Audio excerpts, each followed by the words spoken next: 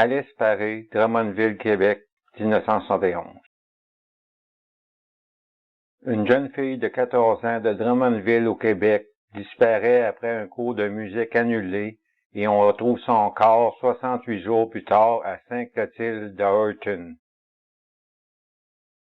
Le 17 février 1971, vers 5h30, André Paré conduit sa fille Alice, 14 ans, à son cours de musique au 466 rue Saint-Jean à Drummondville. Le cours est prévu pour 5h30, mais la jeune fille se présente en retard. C'est la première fois qu'elle est en retard à ce cours de musique. Marcel Saint-Jacques, le professeur, n'avait pas attendu et avait quitté le cégep, de sorte qu'à son arrivée, Alice s'est heurtée à une porte close.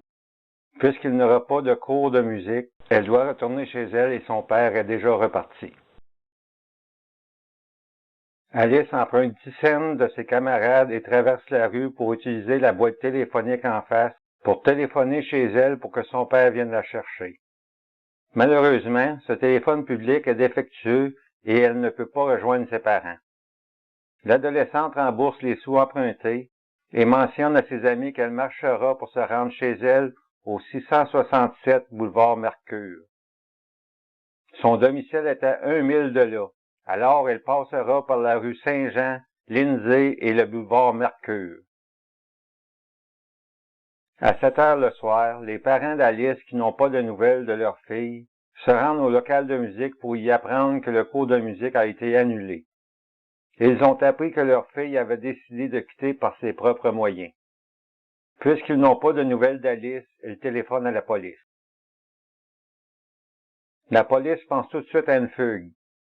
Les parents d'Alice pensent autrement. Alice était très heureuse à la maison.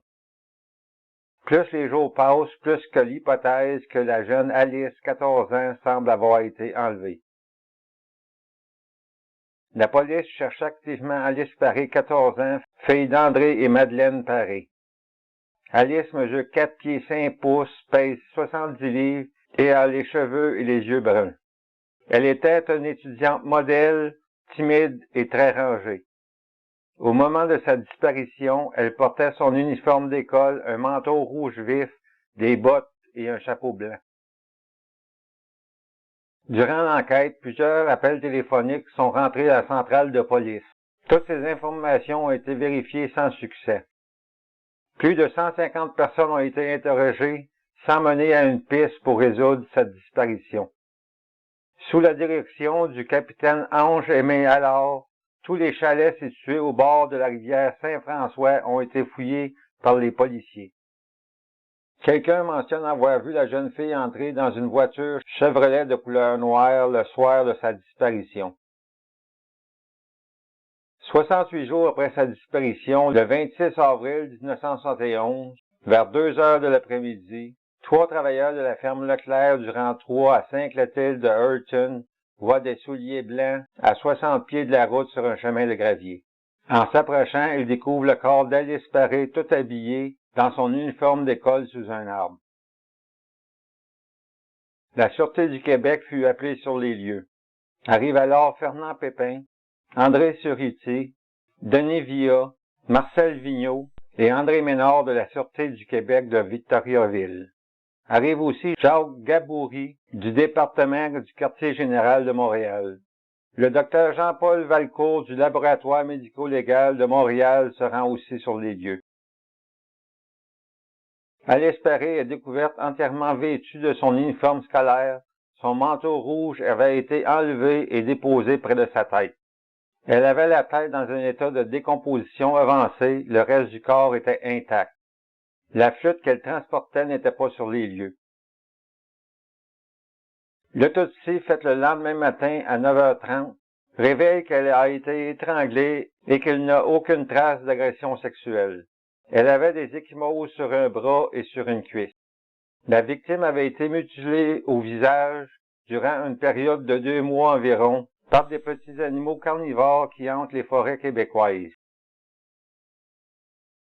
La flûte fut retrouvée dans un fossé le 29 avril par le garçon de Rosaire Laplante de Victoriaville. Il ramassait des bouteilles sur la route 20 entre Sainte-Clotilde et Saint-Albert, à 10 minutes de voiture du 3e rang, place où le corps a été retrouvé. Malgré une enquête, aucun indice n'a mené à une piste qui pourrait identifier l'auteur de ce crime. Au moins 4 hommes ont été questionnés de près, mais aucune accusation n'a été portée. Certaines sources pensent que le meurtre de la petite Alice Paré pourrait être relié à d'autres meurtres dans la région dans les années 70. Le service funéraire d'Alice a eu lieu le 31 mai 1971 à l'église Sainte-Thérèse de Drummondville. Environ 2000 personnes y ont assisté. Elle fut ensuite inhumée au cimetière Saint-Pierre de la même localité. Toute information pouvant aider à résoudre ce crime peut être communiquée à la centrale de l'information criminelle de la Sûreté du Québec au 1-800-659-4264.